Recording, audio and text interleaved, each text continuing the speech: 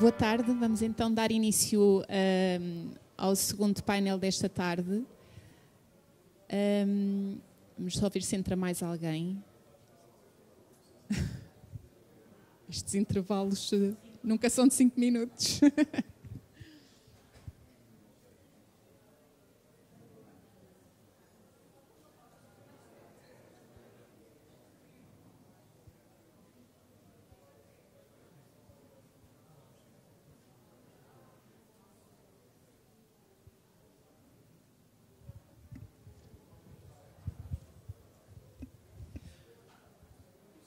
Começamos. Muito bem.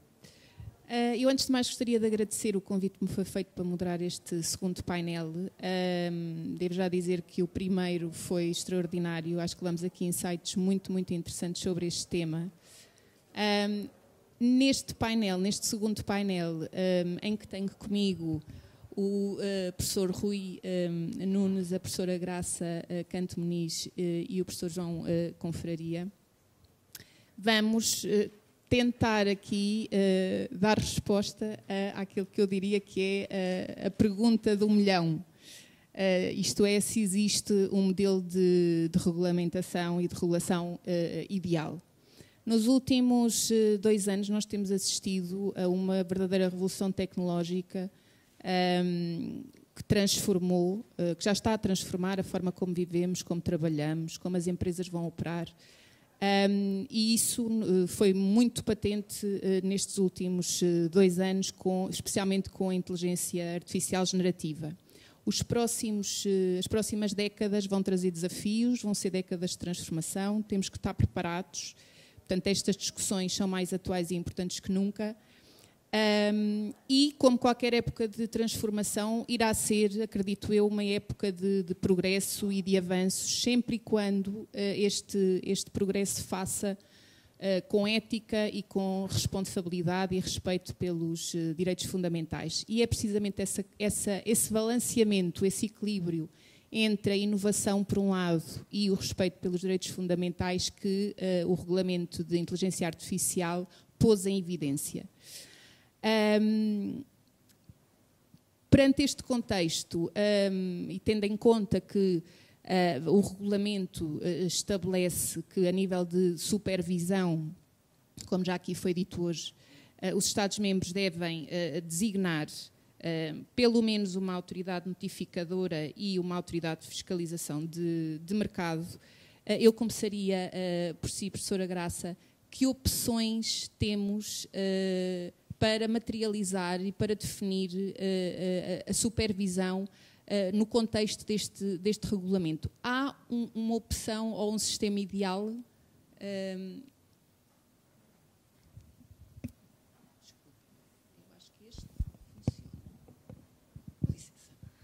Muito boa tarde a todos. Começar por agradecer o convite para estar aqui ao Presidente do Conselho Executivo da Fundação Portuguesa das Comunicações, que não sei quem é, não sei se está aqui, já teve que sair, mas fica o agradecimento, e agradecer também à professora Maria Helena Monteiro. Já não é a primeira vez que participo em eventos da APDC, é sempre um gosto voltar, e também não posso deixar de deixar uma palavra ao Luís Neto Galvão, que é quem normalmente me desafia para estas incursões, e que, dos seus muitos chapéus, eu gosto sempre de agradecer, que é uma das pessoas que, pelo menos na Universidade Nova, na Faculdade de Direito, tem ajudado a crescer muito a área da proteção de dados, com diferentes iniciativas e diferentes envolvimentos. Isto dito, indo ao osso da questão, há atualmente 3 cenários que estão em discussão nos vários países da União Europeia. O cenário 1 é o cenário espanhol, que é a criação de uma autoridade especificamente para fiscalizar a inteligência artificial. Portanto, tem como missão principal, não é, desempenhar as funções que o regulamento atribui à autoridade de fiscalização do mercado. Um segundo cenário, que é um cenário que é recomendado numa posição do Comitê Europeu de Proteção de Dados Pessoais, numa posição do início deste ano, posição Statement 3/2024, se não estou em erro, onde se lê que as autoridades de proteção de dados são quem está mais bem posicionado neste momento na União Europeia para assumir a tarefa. Porquê? Porque se formos olhar para alguns casos recentes, sobretudo desde 2023, se formos ver algumas das coimas que foram aplicadas em matéria de proteção de dados, muitas delas dizem respeito a sistemas de inteligência artificial que colocam problemas de proteção de dados pessoais. E, portanto, a atuação da Autoridade de Controlo de Proteção de Dados é no sentido de fiscalizar o cumprimento do sistema de inteligência artificial à luz da legislação do Regulamento Geral de Proteção de Dados. Isto até é algo que eu costumo dizer aos meus alunos quando falo sobre isto, porque perguntam, professora, mas então não há ninguém a fiscalizar a inteligência artificial neste momento e nos últimos anos? Não, calma aí, há uma lista de coimas, não é? O caso mais conhecido é a suspensão do ChatGPT pela autoridade italiana, que de facto tinha ali uma série de problemas relacionados com o RGPD puro e duro, não é? Com o incumprimento do RGPD, questões de transparência, de licitude e por aí adiante. E depois há uma terceira alternativa, que eu não vi ser formalizada, que não em estudos que recomendam ações a governos e a Estados, e falo aqui de um estudo que foi preparado pela Autoridade das Infraestruturas Digitais na Holanda para recomendar uma decisão ao governo holandês, e nesse estudo a recomendação é: as autoridades de proteção de dados têm aqui um papel a fazer, mas não podemos ignorar que há determinados setores, por exemplo, a banca, os seguros, a saúde, que têm especificidades tais que vão exigir uma fiscalização setorial, ou seja, entidades que já existam hoje em dia, com a tarefa de fiscalizar esse setor ou essa área, devem assumir também o pelouro. E, portanto, neste terceiro cenário, nesta terceira versão, nós temos múltiplas entidades, não é? Temos as autoridades de controlo com função, uma autoridade na saúde, uma autoridade bancária e por aí adiante. Eu não tenho uma opinião sobre qual é que é o melhor destes três cenários, não é? E eu acho que depende muito de cada país e de cada Estado-membro. Mas uma coisa é certa, sendo eu uma pessoa que conhece bem a realidade da proteção de dados, se em Portugal decidirmos ir por esse caminho, nós não podemos continuar as coisas como estão neste momento, porque a nossa Autoridade de Proteção de Dados, como é público, não só pela Presidente anterior como pela atual, julgo que já o disse várias vezes, a nossa Autoridade não tem recursos, não tem meios financeiros, recursos humanos, para desempenhar as tarefas que tem hoje em dia, quanto mais para acumular tarefas que são novas e que são muito desafiantes, como já foi referido por intervenções anteriores. Portanto, a minha recomendação é, estes três cenários têm vantagens e desvantagens, não é? Há aqui uma camada adicional que eu não estou a referir e que eu julgo que não foi referida anteriormente, que é a multiplicação de autoridades que diplomas recentes da União Europeia prevêem. Não estou a falar de inteligência artificial, estou a falar do regulamento da governação de dados, do regulamento dos dados, que também prevêem autoridades com funções específicas, e a decisão vai ter de ser uma decisão cuidadosa, a decisão política, porque senão isto torna-se extremamente confuso e impraticável de fazer negócios num país onde há uma autoridade para isto, uma autoridade para aquilo, uma autoridade para aquilo outro.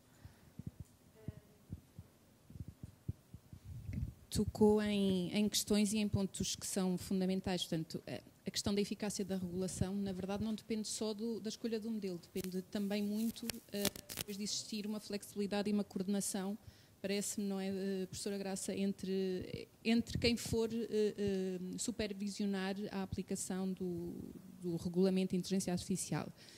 Pegando na questão aí das áreas mais sensíveis, professor Rui Nunes, a saúde. A saúde é uma área especialmente sensível, em que os dados que se tratam têm uma sensibilidade, ela própria, assim determinada pela legislação. O professor Rui Nunes foi o primeiro presidente da entidade reguladora da saúde. Na sua opinião, como é que vê esta questão da supervisão? Considera que deve haver uma supervisão específica e uma regulação mais estrita e rigorosa para este setor da saúde, ou o sistema que temos e este modelo de regulação baseado no risco serve os propósitos de proteção dos direitos fundamentais e da ética que é fundamental nesta área? Muito bem. Boa tarde a todos e a todas. Agradeço à senhora Presidente o gentil convite. Cumprimento os meus colegas de painel e a senhora moderadora. apelo à sua benevolência para permitir contextualizar o problema da saúde e da medicina, que tem uma perspectiva um pouco diferente daquilo que tem sido falado até agora. E por isso já me penitencio, porque provavelmente muitos dos presentes até poderão não concordar com aquilo que será agora dito. Mas para a saúde e para a medicina em particular, trata-se de uma mudança de paradigma, ou seja, não se trata apenas de um algoritmo ou de uma nova tecnologia que depois, daqui a uns anos, se calhar, não se traduz nos resultados que todos pensávamos. Há uma mudança de paradigma, porque a IA na medicina tem, como aliás dos outros setores, mas que nós perspectivamos bem na medicina e na saúde, tem características muito próprias. A primeira é de que a inteligência artificial aprende a aprender. Já foi dito isso há pouco. Aprende a aprender. Dois sistemas de inteligência artificial em conexão, no dia seguinte estão diferentes. Segundo, trabalham em rede. A rede de táxis sem condutor em Beijing acabou por ser suspensa pela sua superioridade, porque os taxistas tradicionais revoltaram-se porque iam ficar sem emprego. Trabalham em rede. Terceiro, citou-se há pouco Yuval Harari, é verdade. A inteligência artificial está a conseguir dominar o essencial da nossa vida e da nossa cultura, que é a nossa linguagem. E se falamos do ChatGPT, é porque a inteligência artificial domina a nossa linguagem. Ora, isto tudo traduz-se depois, com esta evolução que está a acontecer de uma forma dramática e intensiva, em algo que para a medicina e para a saúde é avassalador, que é a falta de explicabilidade da IA. Nós não conseguimos já hoje perceber como é que se chegam a determinados resultados. Imagine-se a vacina da Covid-19. Foi o ambiente ideal para duas tecnologias revolucionárias da humanidade. A engenharia genética humana, nomeadamente a vacina da Pfizer-BioNTech e da Moderna, alavancada pela inteligência artificial. Mas ainda hoje não se conhece bem, os próprios cientistas que trabalham no meio, como é que se chegaram a determinados resultados. E isto só se vai densificar no futuro. Portanto, tudo isto junto está a revolucionar a medicina e a saúde, a todos os níveis. Eu estou aqui a representar o Conselho Nacional de Ética para as Ciências da Vida, que recentemente elaborou um relatório sobre este tema, portanto é nessa condição que me encontro aqui, e nesse relatório, claro, eu vou agora dizer em 3 minutos uma síntese das sínteses, mas não há área da saúde e da medicina que não esteja a ser revolucionada. A começar pela investigação. Claro que isto é transversal a todas as áreas da investigação, mas na medicina torna-se ainda mais dramático. Esta falta de explicabilidade que se traduz na falta de replicabilidade. O que é que isto quer dizer? Quando um cientista, e citou-se hoje durante a tarde, enfim, a Gulbenkian, imagino também a Champalimau e tantos outros que estão a trabalhar nesta área, estão a desenvolver, imagine-se um novo fármaco, e o querem lançar no mercado, as boas práticas médicas e científicas obrigam a quê? É que haja uma equipa independente que venha replicar aquele estudo, com os mesmos métodos, com os mesmos, ou com doentes parecidos, etc. Se nesta replicação se obtiverem os mesmos resultados, o estudo é fidedigno. Se não se conseguirem obter os mesmos resultados, fica a dúvida. E não é raro que artigos nas melhores revistas científicas médicas do mundo tenham que ser despublicados. O que é que quer dizer? Têm que ser retratados. Porquê? Porque não passaram por este crivo. Ora, com a inteligência artificial isto vai ser dramático, porque nem os cientistas que levaram a cabo a investigação vão conseguir perceber como é que se chegaram a determinadas conclusões. Portanto, nós vamos ter que simplesmente confiar. Portanto, enfim, não vou ter tempo de abordar isto em pormenor, nem será o objetivo, mas no ensino, na investigação, enfim, quem está no meio académico sabe isso.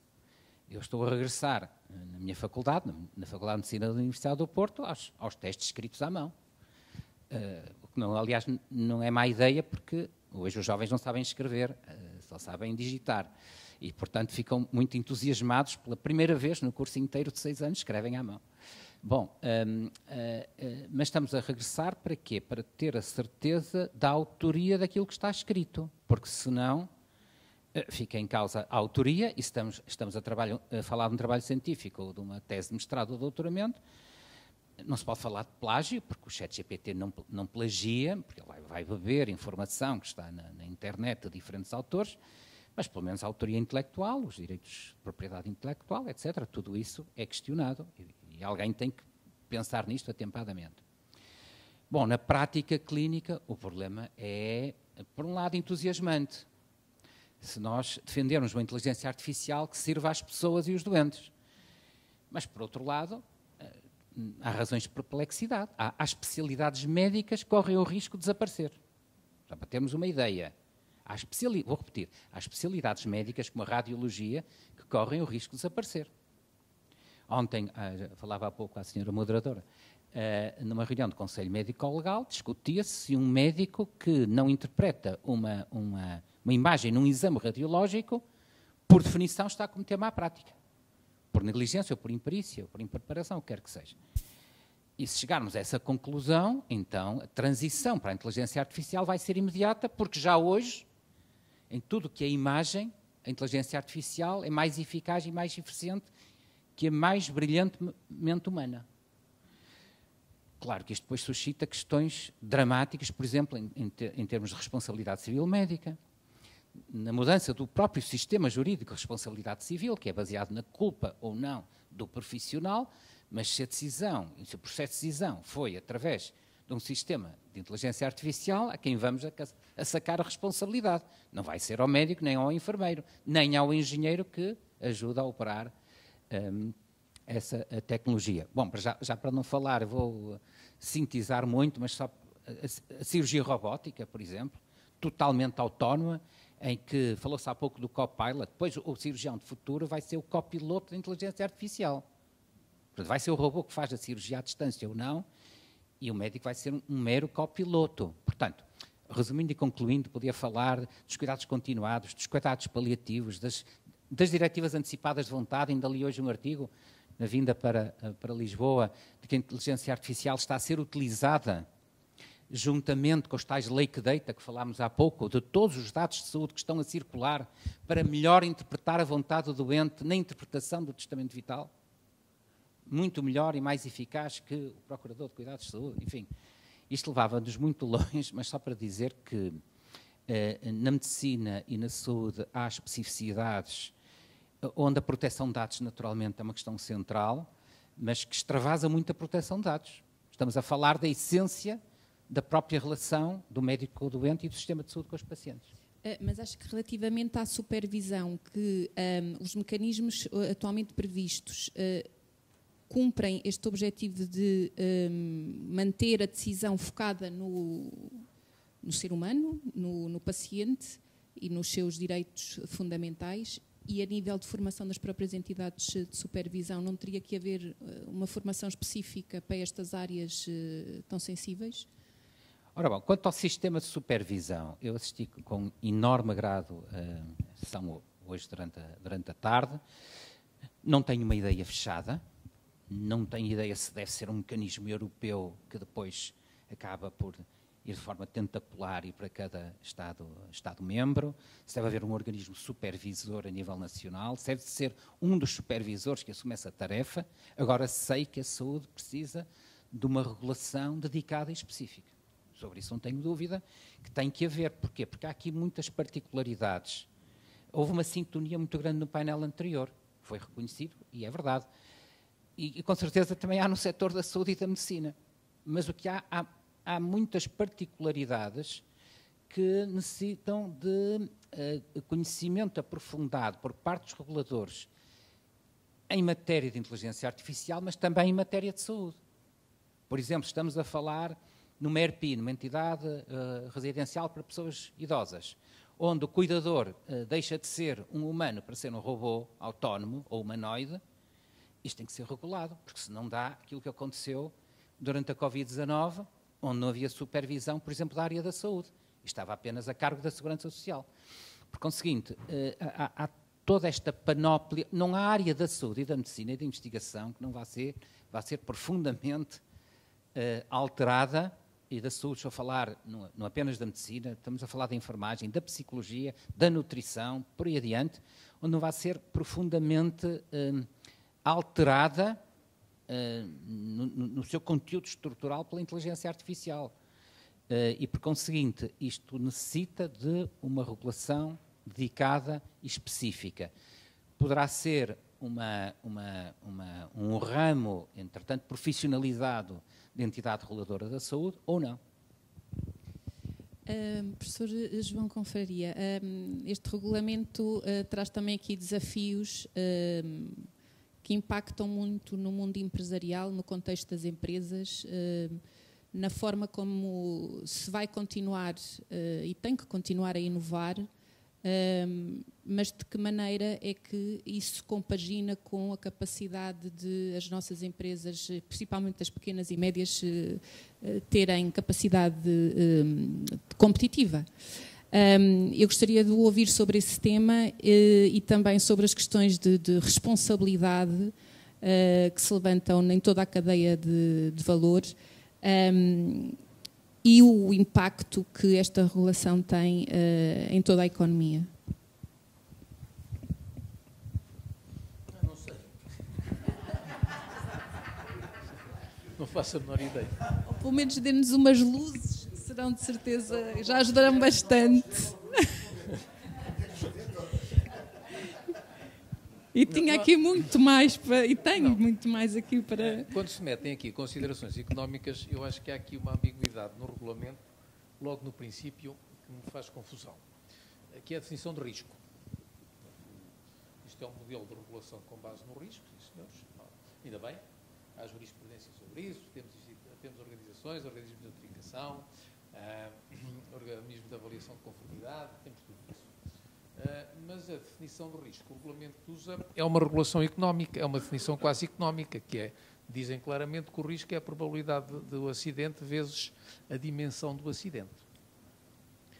Eu, como tenho treino profissional de economista, vivo bem com isto, até estou treinado para dar um valor ao acidente e ensino as criancinhas a dar um valor ao acidente, um valor monetário. Mas agora, como o regulamento anda sobretudo à volta de direitos fundamentais, não sei como é que vão fazer isso. Não sei como é que se vê a dimensão da violação de um direito fundamental. E se forem violaçõezinhas de uma série de direitos fundamentais, todas chamadas, contam com uma grande? E, portanto, acho que há uma certa dificuldade de transpor os métodos do regulamento que estão orientados para os direitos fundamentais, para a proteção de direitos fundamentais, para questões mais prosaicas da vida económica, porque, de facto, os direitos fundamentais são métodos económicos, são mais importantes. Pronto. Dito isto, julgo que a sua pergunta está relacionada com a outra, com o que tivemos a discutir até agora de uma outra forma. Até agora tivemos em boa parte a falar da questão da coordenação entre as autoridades reguladoras, como é que... Eu julgo que antes disso é necessário coordenar as peças legislativas. Eu não sou jurista, portanto estou aqui a pôr-me em bicos dos pés, mas acho que é coordenar as peças legislativas. Uma delas é, de facto, na área da responsabilidade civil. Há uma coitada de uma PME em Portugal que quer vender umas portas de garagem com inteligência artificial.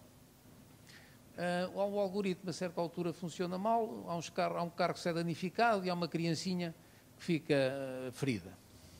De quem é que é a responsabilidade? Há uma empresa que quer instalar aí frigoríficos para restaurantes com um sistema de inteligência artificial. O algoritmo funciona mal, lá vai o estoque do restaurante por água abaixo. De quem é que é a responsabilidade? Julgo que isso está pendente, não é? A União Europeia tem... Eu no final darei algum tempo para questões da audiência. Agradecia que o professor pudesse concluir. Acho que a situação atual gera incerteza regulatória para as empresas e é uma matéria onde as empresas não podem estar sujeitas a incerteza regulatória nem legal.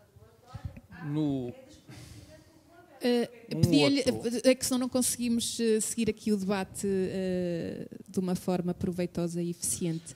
Professor, um outro problema relaciona-se com a competitividade, o da indústria. Neste caso, e quando falamos da competitividade da indústria, estamos a falar de dois casos diferentes de competitividade.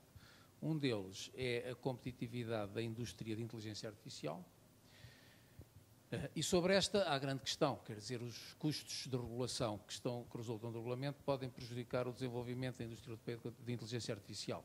Se houver alguém que esteja a desenvolver uma aplicação de alto risco, enquanto faz os testes todos, há de haver uma empresa europeia, uma empresa americana que lança o produto no mercado americano e no outro mercado. Esse é um dos custos. Depois, outra questão que tem que ser discutida são os custos das empresas. A Comissão Europeia apresentou os custos das empresas nos regulamentos, na avaliação de impacto, e a apresentação que fez desses custos das empresas levanta-me algumas dúvidas. Parece-me muito conservadora. Eles apresentaram custos tendo como referência, sobretudo, uma aplicação de inteligência artificial com um custo de desenvolvimento de 170 mil euros. E depois fizeram duas hipóteses para argumentar que o peso do regulamento na indústria seria relativamente pequeno. Fizeram duas hipóteses arriscadas. A primeira disseram assim: boa parte das exigências do regulamento já são cumpridas por uma boa empresa. E, portanto, o incremento é relativamente pequeno. E depois a outra parte, para considerarem que este regulamento põe um ónus pequeno na indústria europeia, é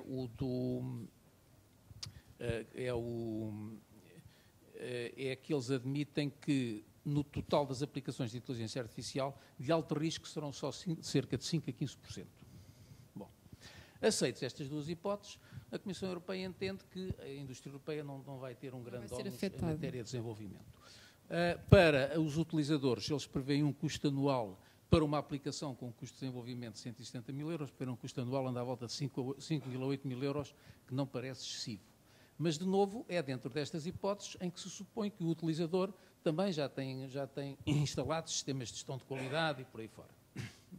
E, portanto, nesse sentido, não sei se os custos não vão ser superiores àqueles que a Comissão Europeia prevê no relatório, no trabalho de avaliação, e, portanto, se não pode haver, de facto, aqui um efeito negativo na indústria sobre essa matéria. Principalmente a nível das pequenas e médias empresas, apesar do regulamento prever uns regimes específicos para precisamente não prejudicar, mas ainda está tudo muito por definir. Sim, depois há aí uma série de coisas que estão por definir e que dependem.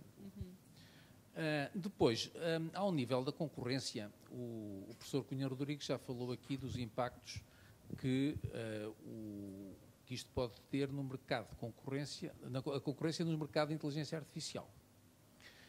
De facto, são elevados, e em particular nos mercados de modelos de inteligência artificial com finalidade geral.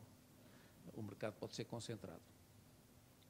Mas também temos que ver que isto pode ter efeitos contraproducentes na concorrência entre os utilizadores. Como os modelos são modelos que aprendem, isto significa que as primeiras empresas que instalam ganham vantagens relativamente às outras. E significa que as empresas instaladas num determinado mercado ganham vantagem em relação aos concorrentes, aos candidatos à entrada.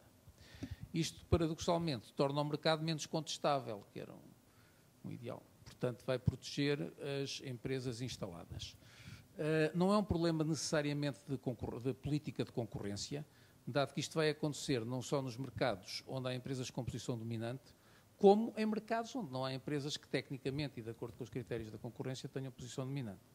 Portanto, isto pode prejudicar, paradoxalmente, a dinâmica concorrencial nos mercados europeus que utilizem a inteligência artificial.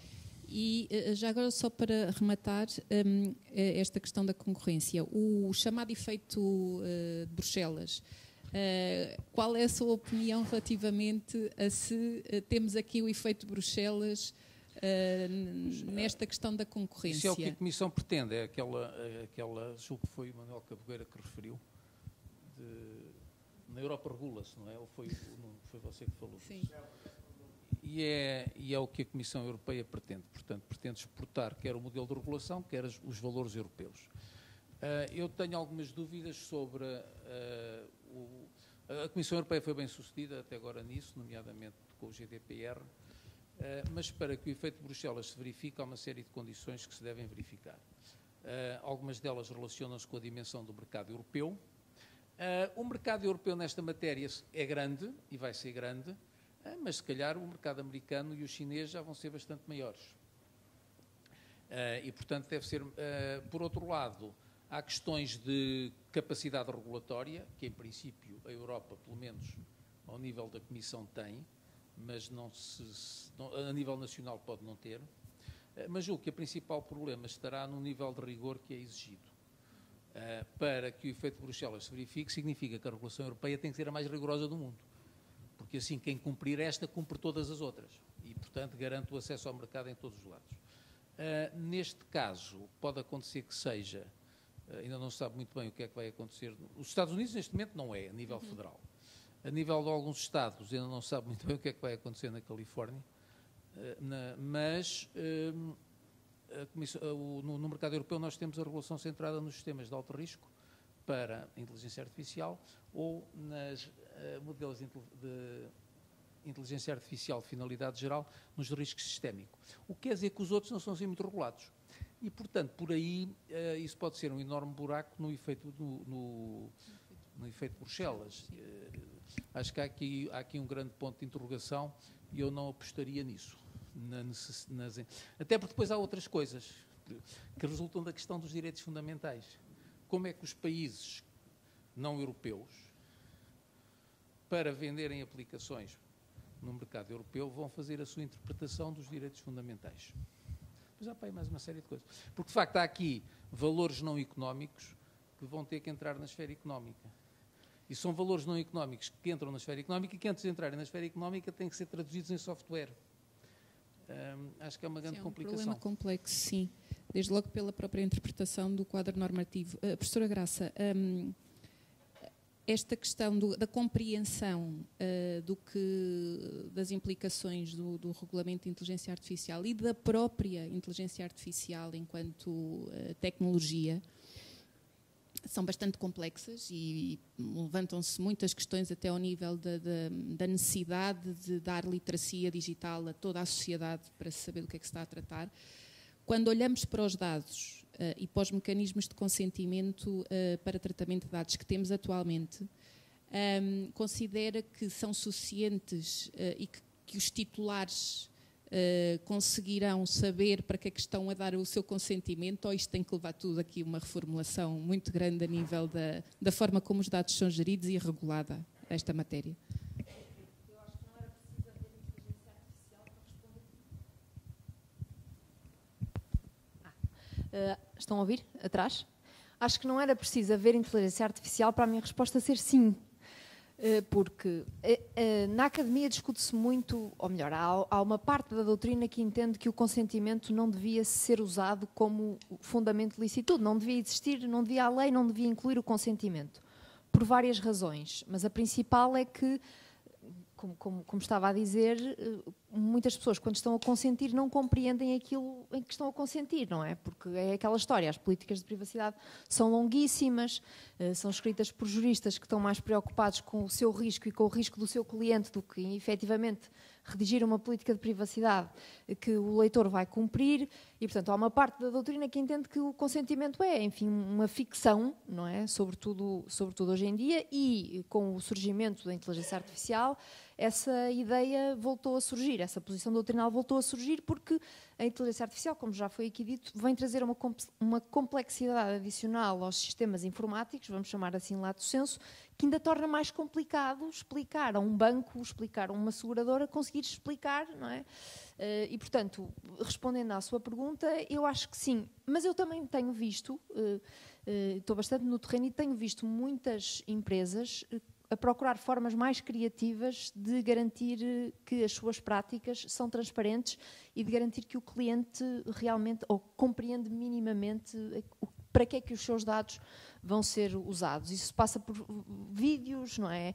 A gamificação, que é hoje uma solução que está muito na moda e que, de facto, permite que o leitor ou o cliente, não é, está realmente a compreender, no momento em que dá os seus dados, está realmente a compreender. Agora, vem mais uma vez o problema dos custos e do tempo que é necessário para ter esta preocupação, não é? Em Portugal, as nossas empresas têm outras preocupações que não estão tão relacionadas com isto. Eu tinha aqui uma questão que se calhar lança aos três, porque julgo que os senhores poderão ter uma opinião muito interessante sobre várias perspectivas sobre ela, que tem a ver com o tema de, segundo o princípio, com base no princípio da minimização de dados, como é que este princípio, porque isto agora levanta aqui questões muito interessantes, como é que conjugamos todas as regulações em todas as áreas, como é que com a minimização dos dados asseguramos em paralelo o princípio da não discriminação e de não termos vieses. Se calhar começava também por si, professora Graça. Eu na semana passada estive numa conferência aqui em Lisboa e esteve cá um professor australiano que dá aulas na Noruega, que é o professor Lee Bygrave. Ele dizia assim, começou por dizer que muitos colegas australianos e daquela parte do mundo diziam que, a propósito do Regulamento de Inteligência Artificial, diziam que a União Europeia acabou de aprovar a segunda lei de proteção de dados com mais impacto no mundo. Portanto, para sublinhar que há uma lógica de complementariedade. E, além dessa lógica de complementariedade, o Regulamento de Inteligência Artificial, em matéria de tratamento de dados, vem trazer ali algumas exigências novas. Vem falar de pertinência de dados, no artigo 10º, e vem introduzir algumas exceções ao regulamento, nomeadamente no que diz à utilização de categorias especiais de dados, nomeadamente na área da saúde, não é? E vem dizer que para algumas finalidades muito concretas, nomeadamente para a correção de vieses e de potenciais erros, na fase de testagem e de validação do sistema, não é? Vem permitir uma certa flexibilização do princípio da minimização, que faz sentido, não é? E que está legalmente previsto. Mas eu, pessoalmente, acho que vai ser um esforço hercúleo. Eu tenho muitas dúvidas de interpretação de várias normas que estão no regulamento e da sua articulação com o RGPD e com outros diplomas da economia digital, digamos assim. Professor Rui, sobre esta matéria, e os dados sensíveis aqui são fundamentais e a questão da não discriminação também na área da saúde. Sim. É preciso entender-se que o problema da inteligência artificial da saúde nem de perto nem de longe se reduz à questão dos dados. Eu pensei essa ideia, mas queria reforçar, porque provavelmente questões relacionadas com a cirurgia robótica e tantas outras questões são tão mais importantes e suscitam mais questões éticas gerais e de ética médica. Agora, dito isto, é evidente que a questão da proteção de dados na saúde é um problema já antigo, com o qual nos deparamos todos os dias. Porquê? Porque qualquer um de nós, como utente dos serviços de saúde, ou como doente, como eu prefiro chamar, confia no profissional de saúde, médico ou não médico, mas geralmente o médico, para que os seus dados sejam utilizados com uma determinada finalidade. Ou seja, imagine-se, tratar o doente que socorre do sistema de saúde. E, portanto, esta questão já antiga, mas hoje tem uma interpretação diferente face, precisamente, à inteligência artificial e esta prolixidade de dados que podem ser utilizados para múltiplas finalidades. E, por consequência, eu diria que se para a saúde e para a medicina a proteção de dados é uma questão central, enfim, isto está um pouco para além desta sessão, mas recordo para os médicos aqui presentes, se houver algum, que uma das principais obrigações éticas que um médico se compromete antes de exercer a profissão é o segredo médico, porque no fundo é a proteção dos dados, mas agora vê-se claramente exponenciada, nomeadamente também a nível europeu. Poderá não haver uma cloud europeia, como se falou há pouco, mas há um espaço europeu de dados de saúde. E isso remete-me para a questão de uma necessidade de regular ainda mais os dados pessoais sensíveis, de as pessoas, o cidadão comum, ter uma razoável segurança de que esses dados são utilizados em seu benefício e apenas a título excepcional, por exemplo, para fins de investigação, mas quando houver um relevantíssimo interesse público e não por um motivo mais banal. Porquê? Porque senão corremos o risco, e que já se começa a falar, nomeadamente no setor da saúde, e que está, aliás, presente no Regulamento Geral de Proteção de Dados, que é o cidadão começar a pensar em exercer o seu direito ao esquecimento e ao apagamento.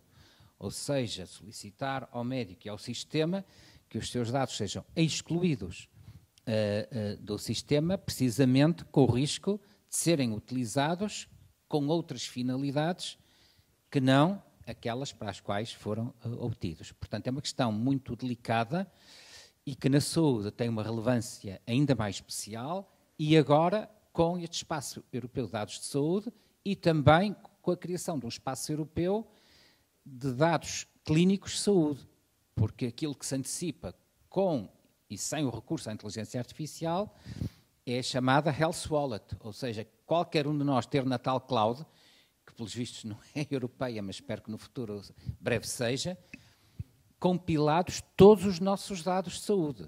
Já não se trata apenas do registro de saúde eletrónico que está no SNS, nem dos dados de saúde que estão nos hospitais privados e setor social. Trata-se de toda a informação de saúde que, por exemplo, muitos de vós têm nos telefones, que têm nos relógios, etc., que depois vai ficar toda compilada numa cloud europeia para que qualquer um de nós, agora como cidadão europeu, possa ter acesso a esses dados, se bem o entender. Imagine-se, se quiser ser tratado na Alemanha, isso terá muitas vantagens, e mesmo para terminar dizer que, claro que a função de quem pensa nestes temas é de algum modo alertar para alguns problemas, mas não queria deixar de vincar que para o setor da saúde, para a medicina e para o cidadão em comum, a inteligência artificial vai trazer inúmeros benefícios. Por exemplo, no que diz respeito à equidade no acesso à saúde. Portanto, antevê-se que haja, quer do ponto de vista da gestão hospitalar, da eficiência na utilização dos recursos e da eficiência e da equidade no acesso à saúde, importantíssimos ganhos com a introdução de inteligência artificial. Agora, tem riscos e temos que pensar neles. Falava há uns dias atrás com a senhora moderadora que vai abrir na próxima semana na China um hospital só com médicos digitais, sem um único médico físico. Portanto, este é o mundo que estamos hoje a viver, não é futuro, é presente. É ficção, mas não é.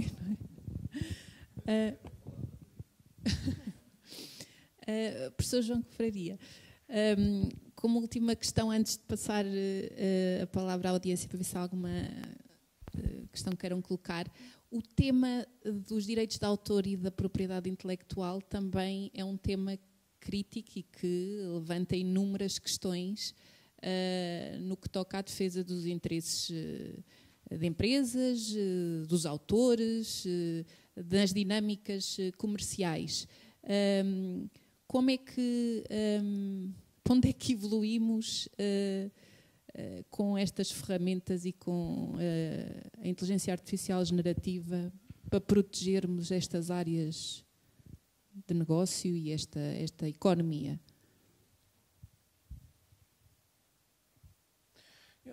Eu julgo que isso faz parte do conjunto de diplomas onde é importante assegurar alguma compatibilidade entre o regulamento de inteligência artificial e o resto que está, inclui o RGPD, inclui a legislação de inteligência artificial, inclui a responsabilidade civil, não desfazendo, portanto, acho que a preocupação que me parece que há aí, do ponto de vista das empresas, é o risco regulativo que vão ter. Quem é que está em condições de suportar este risco regulativo? Normalmente são as grandes empresas. E, portanto, dá-me a ideia que a complexidade do regulamento, que o regulamento impõe, a complexidade da interação entre o regulamento e o resto do quadro legal, é mais uma das coisas, além dos custos de treino dos modelos e dos custos de verificação, que vai favorecer bastante as grandes empresas. Não sei se a audiência tem alguma questão para colocar ao painel.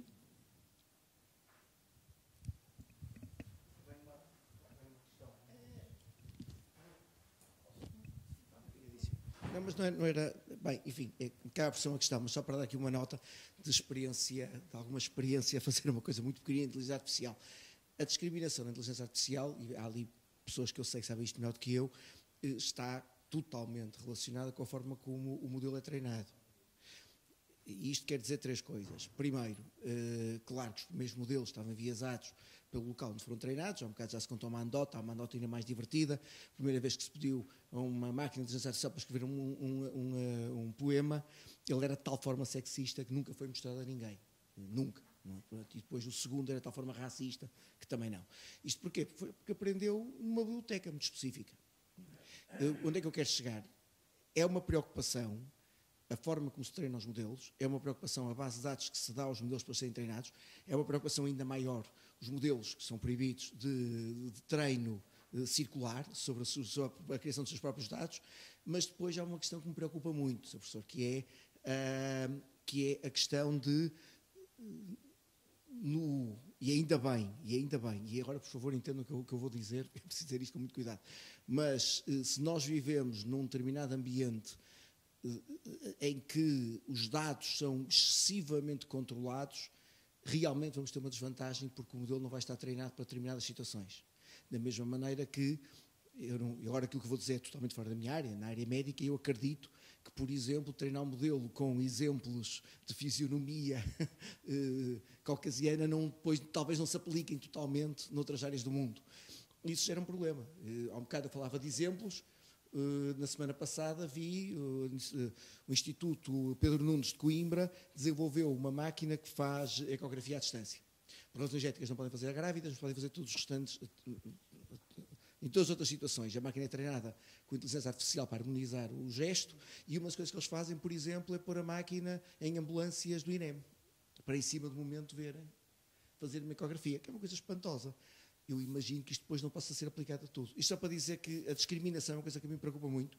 Depende muito da forma como é treinado e depois depende muito da forma como se pode ter acesso a todo o resto.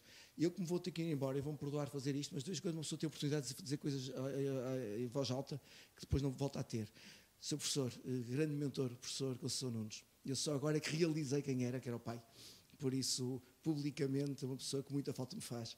E deixo-lhe essa nota, porque só há pouco é que de repente olhei e pensei, espera, estou perante alguém que eu me lembro da minha juventude e da Universidade do Porto. Peço desculpa. É por isto que a inteligência artificial não faz tudo o que é. Eu vou continuar-vos com, se me permitem, eu queria fazer uma pergunta nas pessoas. Obrigada. E também é para o professor. Eu gostava de lhe perguntar como é que é esse hospital na China, se tem supervisão humana, apesar de tudo, porque o regulamento na Europa, onde se vai aplicar e de onde quem vier para a Europa vai ter que respeitar o regulamento, exige sempre supervisão humana, transparência e supervisão humana, que depois responde aos problemas da responsabilidade. Portanto, neste momento, parece-me que, segundo a regulamentação existente, e eu sou advogada e tenho estudado bastante o regulamento, venho da proteção de dados e, portanto, tenho feito um esforço muito grande para acompanhar esta matéria. Tudo aquilo que aprendi até agora, e se calhar faltam muitas peças, é que a responsabilidade nunca pode ser colocada na máquina, a responsabilidade será sempre de uma entidade, ou de uma empresa, ou de uma pessoa. E, portanto, estava-lhe também aqui a fazer este desafio para partilhar um bocadinho estes conhecimentos. Obrigada.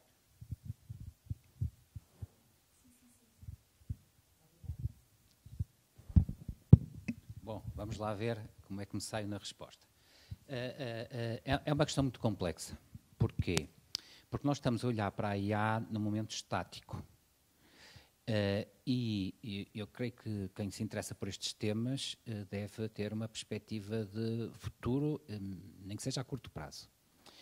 E tudo leva a crer que haverá um momento em que vamos alcançar a singularidade. Ou seja, vamos atingir... Bom, eu sabia que ia ser controverso, disruptivo. E, portanto, não, eu acredito, e o Val Harari também, já agora. E essa singularidade, que eu designaria de tecnológica, não custa a crer que seja alcançada.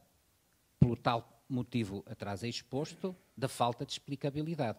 Ou seja, os sistemas vão conseguir de tal forma replicar-se e aprender que a mente humana não vai conseguir acompanhar. Agora, isso não significa que este momento da singularidade tenha algum tipo de intencionalidade por trás. Mas, já agora, seria bom também, pelo menos no plano da cenarização, não excluirmos uma verdadeira singularidade ontológica. Mas essa era uma outra questão a discutir. Ou seja, se um dia existirá ou não personalidade cibernética, do ponto de vista jurídico já se começa a falar, mas verdadeira personalidade moral. Mas deixando de lado essa discussão, que é interessante e que pode ser mais célere do que podemos estar neste momento a antecipar, respondendo concretamente, é evidente que neste momento há supervisão humana. Mas a minha pergunta é o que é que significa supervisão humana? Estar lá um médico a acompanhar aquilo que se faz, ou ele ou ela realmente entenderem os processos de decisão e serem, de alguma forma, uma garantia de controle de qualidade. E sobre isso eu tenho as minhas dúvidas. Neste momento, com certeza que sim, mas com a rapidez com que todos estes sistemas estão a evoluir, tenho francamente as minhas dúvidas. O que é que eu sei? É que esse hospital é apresentado num quadro de desenvolvimento social da saúde como garante de quê? De gerar equidade no acesso à saúde e de baixar dramaticamente os custos. Acresce o facto de que se trata de uma sociedade com problemas demográficos, como sabemos, porque a política de um casal, um filho, leva a que mais cedo ou mais tarde haja uma inversão da pirâmide demográfica, já se está a antecipar, raciocínio meu, portanto é uma especulação minha, está-se a antecipar o momento da transição demográfica. E onde haverá menos jovens e, portanto, também menos jovens disponíveis para o setor da saúde. Portanto, a resposta é sim, com certeza que há supervisão humana. Por quanto tempo? Não sei. Já agora, prende-se com a questão da responsabilidade civil. Porque no que diz respeito à porta que baixa e que parte uma perna a alguém, uma criança, ou quem quer que seja, eu percebo o raciocínio. Mas numa neurocirurgia complicada, levada a cabo por um robô dotado de autonomia, onde não há uma falha técnica, portanto não se vai pedir responsabilidades à empresa construtora, onde não houve nenhuma falha de organização, portanto como é que se vai pedir responsabilidades ao hospital, e onde o médico é um mero supervisor ou copiloto, num ambiente que não é tudo ou nada, porque a prática da saúde, por definição, é um compromisso de meios, não é de resultados. Portanto, não posso assegurar um resultado, mas a inteligência artificial tem um resultado menos bom, mas ainda assim superior em média do que um humano, como é que fica o sistema de responsabilidade civil? Esta é a minha pergunta para os juristas, porque eu sou um simples médico. Como é que fica o sistema de responsabilidade civil? Professor João, o professor João queria acrescentar algo. Não, antes de chegarmos à singularidade, eu tenho a ideia que este regulamento, quem fez este regulamento não está a pensar na singularidade. Quem fez o regulamento que está em discussão na Califórnia está a pensar na singularidade. Quem fez este não está a pensar nisso, está a pensar em coisas mais prosaicas e em procurar que a sociedade ganhe tanto quanto possível com a inteligência artificial. Quer em termos de efeitos económicos, quer em questões de meta-económicas. E aqui, julgo que o que era importante era nós termos uma visão um bocadinho dinâmica do assunto. A lei está sempre atrás da realidade tecnológica e os reguladores estão sempre ultrapassados. Isso é mais ou menos inevitável. O que devíamos ter era um sistema mais ou menos dinâmico, através do qual a regulação se fosse adaptando, em primeiro lugar. Não sei se aqueles órgãos consultivos que se prevêem para o iOffice e para a Comissão podem desempenhar esse papel de ir alertando a Comissão e o iOffice para aquilo que se vai passando, não entre os especialistas, mas entre os utilizadores em geral. E o segundo aspecto é que acho que era preciso educar as pessoas para usar a inteligência artificial. Eu tenho tentado trabalhar com o ChatGPT. Como é que eu trato a criatura? Eu estou cada vez mais inclinado a tratá-la como uma pessoa da qual discordo. Da qual discordo em termos de o tipo de perguntas que eu neste momento lhe ando a fazer e com a qual está trabalhado. Alguns são profissionais, que é, por exemplo, algumas questões sobre a regulação da concorrência em Portugal. As respostas daquilo são excessivamente politicamente corretas. Não, tem ali coisas que não fazem sentido. Depois faço uma pergunta mais que é: qual é o melhor clube português? A resposta é clube de futebol. A resposta é tão politicamente correta que assim, não, eu discordo desta criatura. Mas a melhor forma de aproveitar o potencial daquilo, julgo eu, acaba por ser, apesar daquele ser um modelozinho de provisão, um modelozinho, enfim, que custou 100 milhões, em que o treino custou 100 milhões, mas apesar de ser um modelo de provisão, julgo que a melhor forma é tratar aquilo como uma pessoa. Mas, de facto, a forma como as pessoas, cada um de nós e as empresas devem usar os modelos, é uma coisa que vai ter um processo de aprendizagem até que a sociedade possa retirar o ganho económico e o ganho social que se espera dali. As empresas vão aprender à sua custa e vão investir em advogados para se protegerem de riscos legais, portanto, todos estes problemas são uma vantagem, são um mercado para os advogados, o que é bom, quer dizer, mas tem que se proteger desses riscos legais. Mas as pessoas normalmente têm acesso a isso. Para mim, um grande ponto de interrogação é como é que as pessoas, na sua vida corrente, podem usar este tipo de modelos. Porque, de facto, dá a ideia que o AI Act não está feito a pensar na singularidade. Ninguém pensou nisso, já é outra. Muito obrigada por estas notas finais. Eu pegava só na questão da necessidade de termos que conhecer e ser conhecedores, no fundo, do que é que tudo isto implica a nível da sociedade. Mais uma vez eu agradeço porque estes eventos e estas iniciativas contribuem em muito para que a discussão se faça e se comecem a pensar nestas questões e ajuda nessa tarefa e nesse caminho de digitalização, de literacia digital e de ajudar a sociedade a ficar mais conhecedora disto, que no fim do dia é o que se pretende em primeira mão. Obrigada e termino o painel. Obrigada.